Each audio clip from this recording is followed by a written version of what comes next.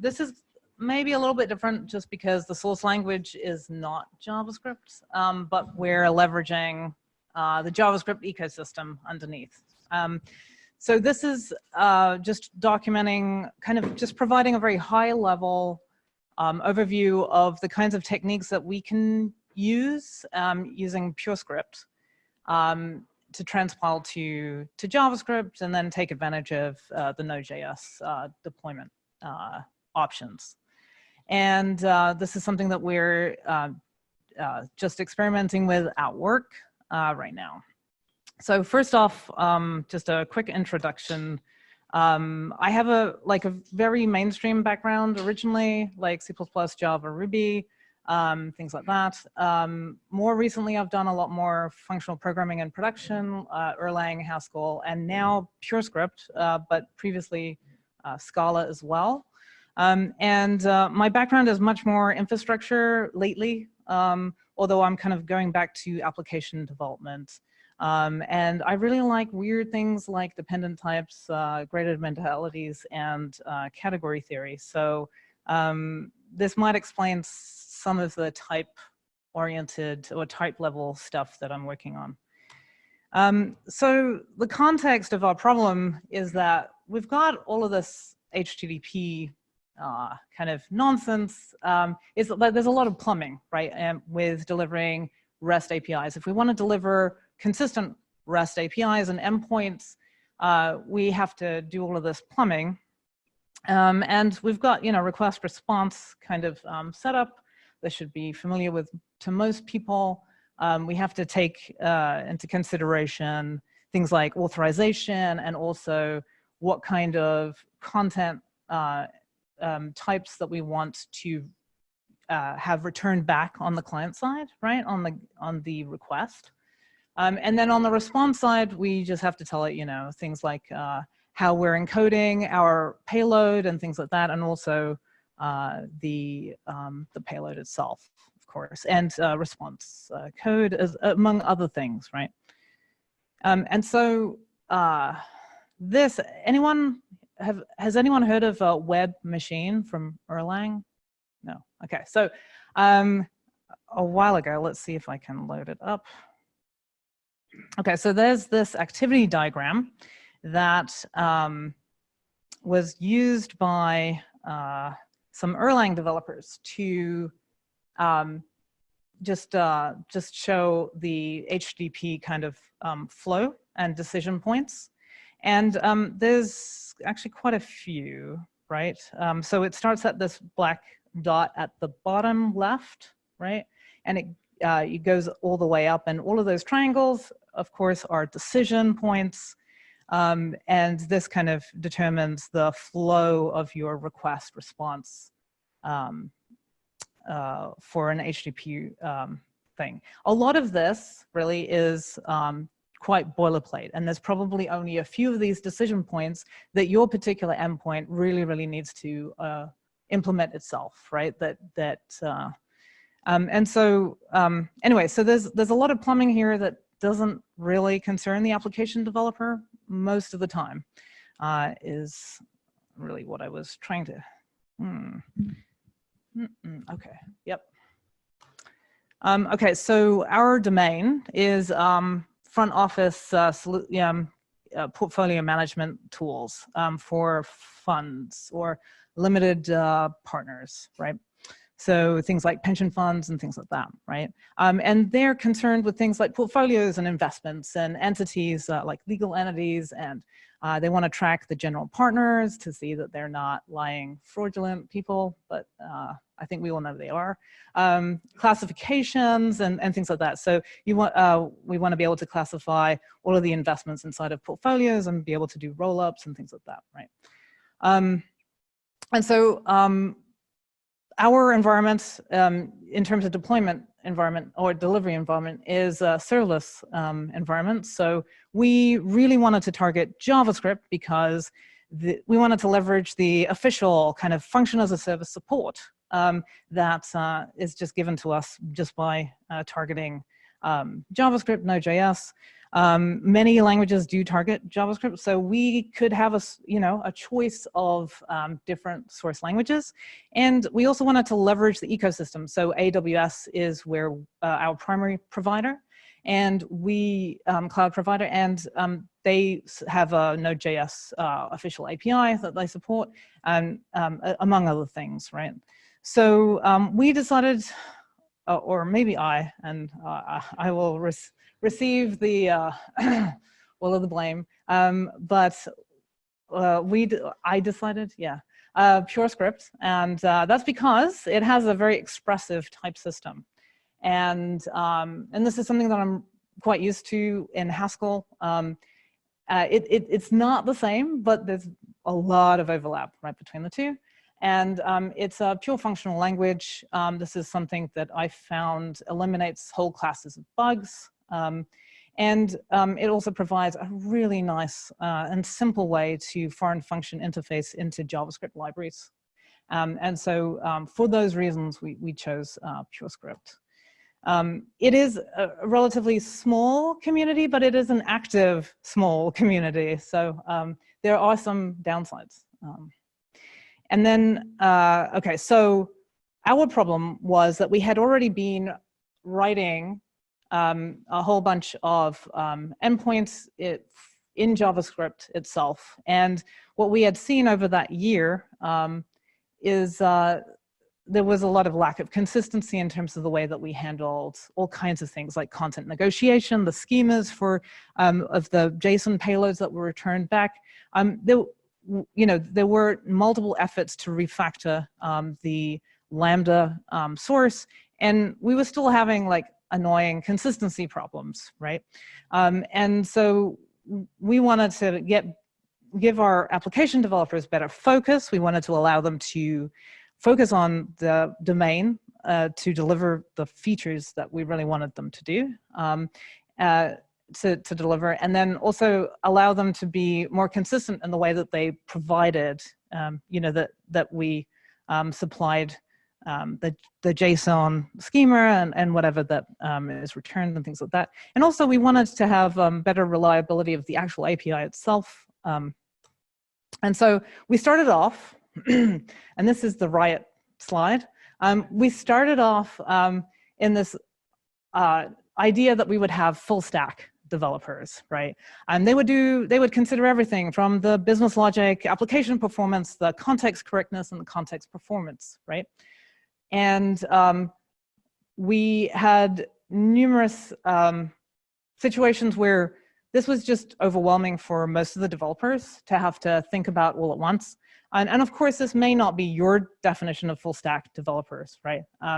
So I'll leave that there. So we really, but this is the way in which it was defined at the organization when I joined. And so we really want to transition into a slightly different model, right? We want to transition to two kinds of teams, but they rotate, right?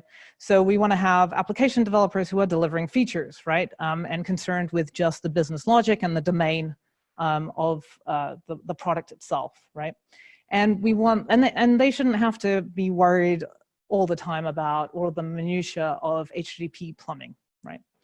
And then we wanted to have a library developer squad, which is concerned with, in this case, the context is HTTP, server correctness and performance, right? And so, so this is, so this is the model we've started to move to, and we've also migrated from a sprint model to a work in progress model to support this as well. And so the library developers are really concerned with giving the application developers a robust, correct, and performance toolkit, right, for them to work with, and for the application developer to compose things. So we need reusable middleware units. You can do this with Express, sure, right? So maybe that's not a differentiator. This one's a little bit interesting. Consistent serialization for free based off of the data description, right, that we define at the type level. We want to have one definition of our routing, of our routes, right? And we want to be able to generate clients bindings and server handlers, right, for this, so that they're all consistent. And then we want to provide a way in which to combine middlewares in a way that is not bug-ridden, right? I might not be able to get to talk about this one, but we also wanted to provide application developers with a way to just consider the actual domain as much as possible without having to deal with all of the status code stuff and whatever, right? And so application developers, you know, they're just concerned with that, implementing that domain-specific handler function for each of the endpoints. They have a single source of truth for the routing definition. They get to define that. And then, yeah, so they're really just concerned with the domain itself and the semantics of the application. And so, okay, so let's just have a quick look at the different elements of our context, in this case, HTTP, right? So we've got routing, we've got middleware. The middleware part is kind of like a mix, right? You can, there's already some units of middleware that's reusable and shareable and using, you know, express middlewares and things like that. I think the power comes from being able to compose these middlewares in interesting ways based off of the routing definition, that one source of routing definition. And then we, you know, the deserialization or the serialization part. And then on the consuming side, the client side, we want client bindings. And then the producing side or the serving side, we want the server request, you know, the plumbing part. So going through all of that activity diagram that we saw earlier, with just cutting out only the holes that are necessary for that particular endpoint. And then, you know, trying to generate API documentation for our clients who are external often, and generate API example code in different languages. That can actually be done entirely 100% from the routing definition. And then endpoint handler stubs. So re-expressing the handler stubs that the application developers have to write purely in terms of domain types, right? So you might be wondering, what the hell does this look like? And this is, so this is where you usually start, right? You usually start writing your routes, right? And this is shared across both the client and the server definitions. What this is, we'll break it down in subsequent slides bit by bit. But on a high level, the first type, the portfolios API, is just saying everything before the colon equals is a label and not part of the path. So on the second line, that portfolios is just to label what the client bindings will generate, right? And then on the right-hand side, we've got the API /v1/ portfolios, and then we delegate it to this portfolios resource type. And then this portfolios resource type has 5 different actions, right? You can list the collection of portfolios that's scoped to the current authorized user. You can create a portfolio. You can read, update, and delete. Okay. So let's dissect this bit by bit. So the portfolio's list endpoint looks a little bit like this, and it's essentially saying we want to allow the get method on the /portfolio subpath, right, of the API. Then we want to do the authentication and authorization based on the credentials that are passed in, and the auth part is actually a type alias itself, just to fit on the slides. But this is saying the auth is for the header, the authorization header, right? And the HTTP request from the client. It parses all of that out, and you can define that all generically. This technique is called data type generic programming, and it's relatively well documented in, in Haskell community. Anyway, so, and then on the second part of the type, we've got get array. This did not run through the Purescript type checker. That is Haskell leaking through, sorry. Instead of the square brackets, that should actually just be array portfolio in parentheses. Apologies. And so this is saying that we're allowing gets on this particular endpoint. We're going to be returning an array of portfolios, right? In either JSON or HTML format. And then, so then you might be thinking, okay, well, you can express a get. That's not on a collection. That's not very exciting, right? So let's see if we can do something a little bit more interesting. Again, we've got the auth credentials that we're just checking and parsing the authorization, and that will take care of defining the middleware for authorization itself and putting that in the right point in the chain of middlewares.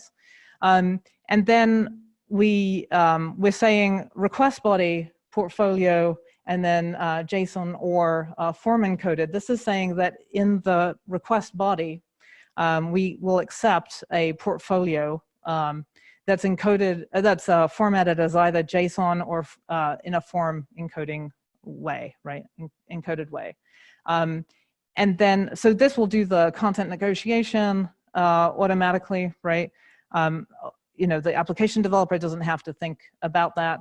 And then the last part of the type on the last line here is just saying that we're allowing the post method, HTTP method, we're returning the resulting portfolio with the ID in. It's modeled as a maybe portfolio ID. And then we're returning either a JSON or an HTML, depending on the accept method that the client sent to us, right? The accept header, sorry, that the client sent to us in the request. Sorry, I'm just putting it in English here. Yeah. So, and so then, okay, well, what about capturing like segments of the path? We encode this again at the type level, right? So we're just saying we're going to handle the credentials and the authorization header, HTTP header. We have this capture ID, portfolio ID. There's a type level symbols, and that's what that green string is. It's actually not a value.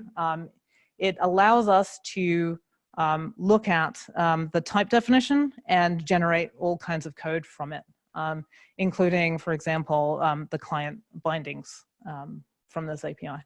And so what this is saying is that we want to capture this ID after the portfolios part, and we want to convert that automatically into a portfolio ID, right? So this plumbing will do that for us, right? It will read in this type.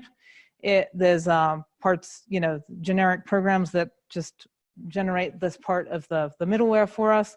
And then at the end, we're just allowing the get verb, right? And then returning the result as a portfolio in either JSON or HTML again. And so what does it look like for the domain-specific handlers that the application developers have to deal with? Well, okay, so there's a little bit extra. So we've got this app config thing, which is, you know, we'll have things like database references, you know, references to the database and things like that it needs to have to be able to respond, right?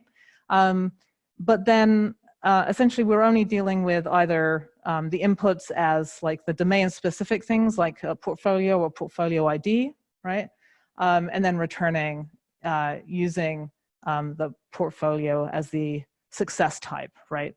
And then if there's an error, right, the library developers have pieces that translates the domain-specific error into HTTP codes, right? So they're actually still not dealing with, file not found or whatever. They're saying that the portfolio is not found, right? So that might be a trivial case perhaps, but there are other things that are kind of nicer, right?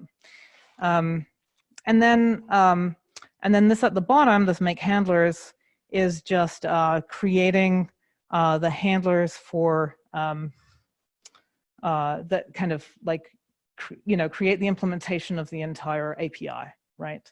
And there's just a, in the framework that we're using this thing called T-route or trout, depending on how you want to pronounce it. And it just basically means typed routing, right?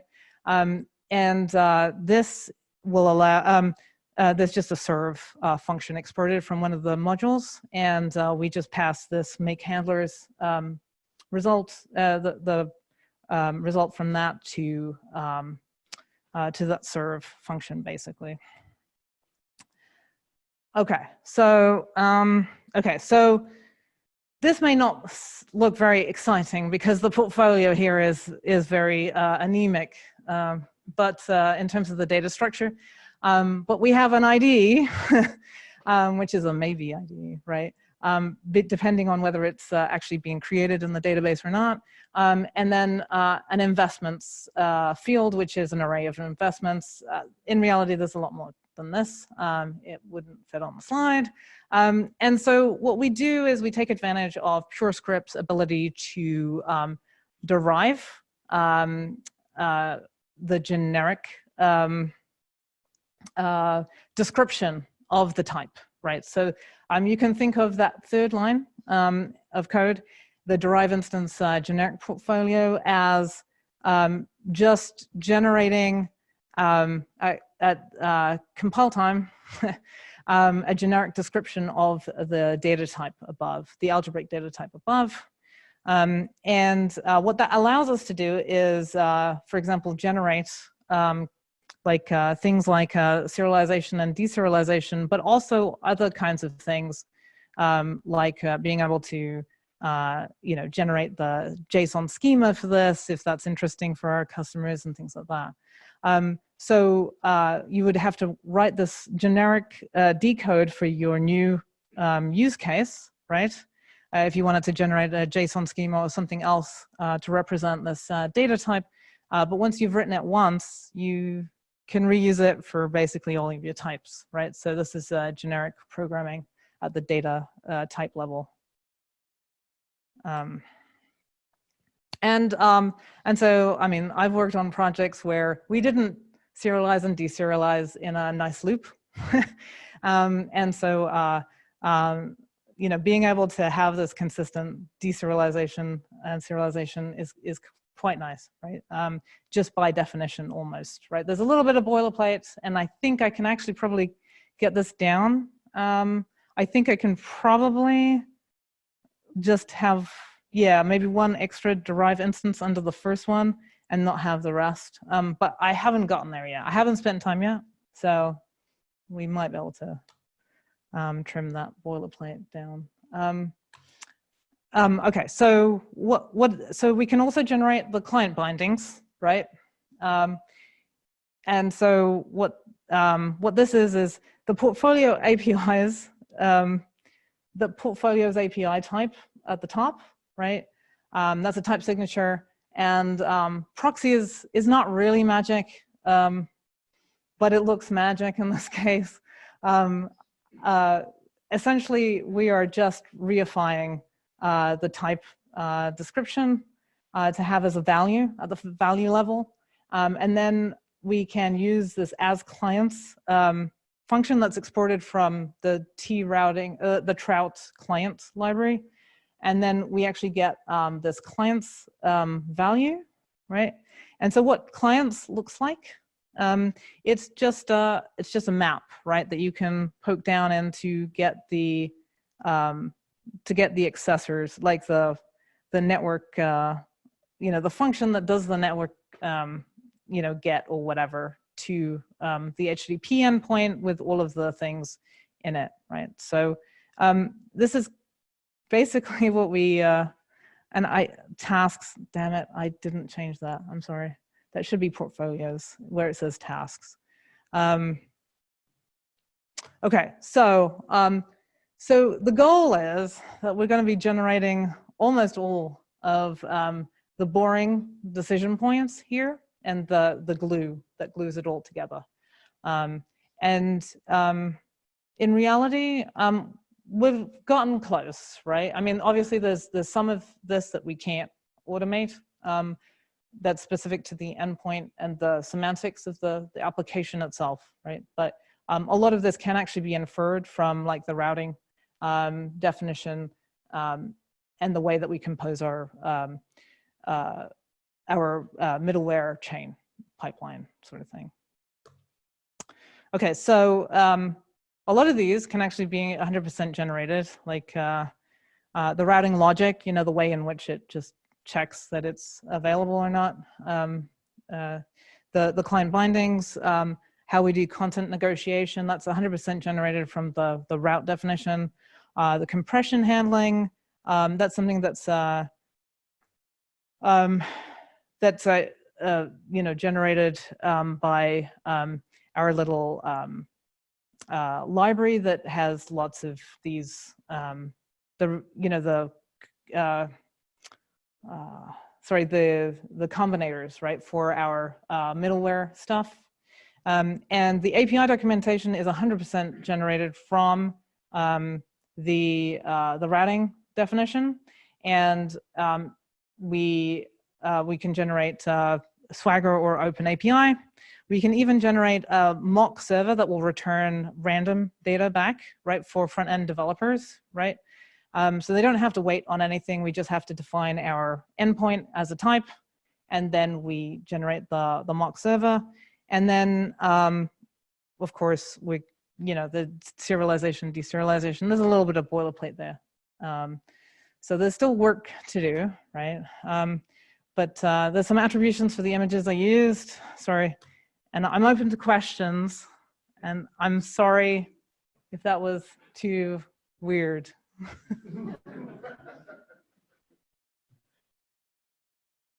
Yeah? So the app does actually work in Purescript as well? So that's the thing. We can actually have them work in Purescript or JavaScript because of the foreign function interface. Most of them right now, JavaScript. I'm curious, when they work in Purescript, like I'm going to say this wrong, in Haskell, you have the ability to drop back into imperative programming with like do blocks and things like that. Do they end up doing that, no pun intended, with Purescript frequently as well, or are they able to keep it? Yeah. I mean, that's just syntactic sugar for the bind operator. So yeah, that would be very regular. Yeah.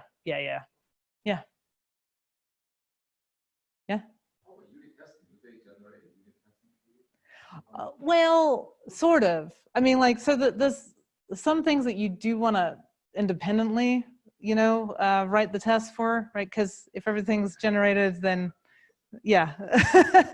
So, but there are route there are test routing generators, right? That can be there are generated test route checkers, right, or assertions that we can do, right, to help with building out the test suite, but we do not generate the test suite. Yeah. Can you use the types of the middleware, like the external middleware, to enforce an ordering? Yes, you can. Depends on the library that you choose. Yes, you can. And that would be an indexed monad. Yeah. Yeah. So how is ready for the Lambda deployed? Is it Windows JavaScript generated from Purescript? Just plug into the AWS? Yeah, we just have a template YAML, and it's like we just refer to the JavaScript file that it outputs, the Purescript transpiler outputs, and by name. So we just know the rule as to how Purescript transpiles, you know, which file will be the generated JavaScript file, but after that, you just have to reference that in the template YAML file for AWS deployment. And there is a bit of wrapping that you have to do for for the specific handler, so it has to look a certain way. But other than that, it's really simple. And I think maybe your more interesting question that was hidden in there was, what does it generate? It generates like old school common JS style JavaScript. It's fairly readable actually, and it does type erasure. So after type checking, we don't really care about the types, right? We don't need the types at runtime. So it doesn't have a lot of boilerplate nonsense that it doesn't need.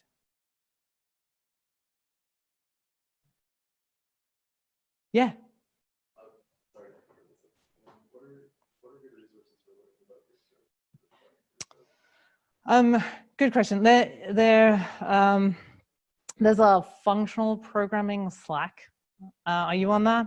Oh, okay. So I think it might just be functional-programming.slack.com. I'm at least lurking in Purescript a lot, and the Haskell channel. There are a lot of very helpful people. If you frame it the right way, they're very, very helpful actually. I do want to stress that, right?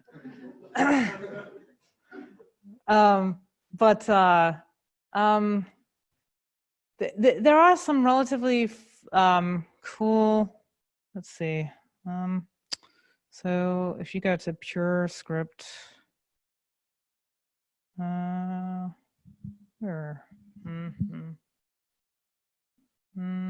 nope, that's not quite what I wanted. Hang on. So Pursuit is the kind of package repository of what they have available for Purescript. And let me see if I can expand this. No. Right. So there's a whole bunch of things that are maybe like boring utility things. But this is, for example, something I do use, Argonaut, which is for ASON, serializing, deserializing. Most of this is abstracted in the generic package for using the generic, the derive instance generic thing that we saw earlier. So this one actually. And it has different codecs, so the way in which you can encode your algebraic data types. Let's see. And you can do type search in here if you're familiar with Google and Haskell. I only say this to you because you did the reason thing. Oh, no. Wow, that's not good. That is not good. Okay, I will have to talk to them. Yeah. Yeah, so there is a quick start guide here. It's it's kind of like a markdown thing. It's relatively good. I mean, I've referred to this in the last few months, and it's I think it's mostly up to date. There's a couple of recent breaking changes, but I think we're kind of done with that now. The breaking changes thing. There's also this try Purescript, which gives you kind of a browser IDE kind of thing. And this looks weird, but like that's because it's all markup in Purescript, but it's type checked markup, so there's a benefit, right? And what else? There was a book that was written by the original creator of like an open source book with in Git, like a Git book type thing. Let me see if I've got it.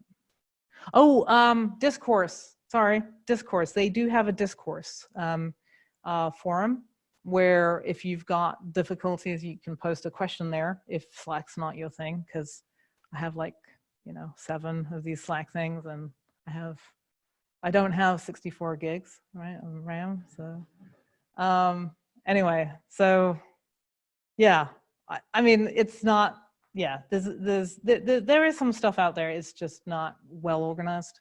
Yeah. No, thank you. Anyway, I will let you accost me in private if you want.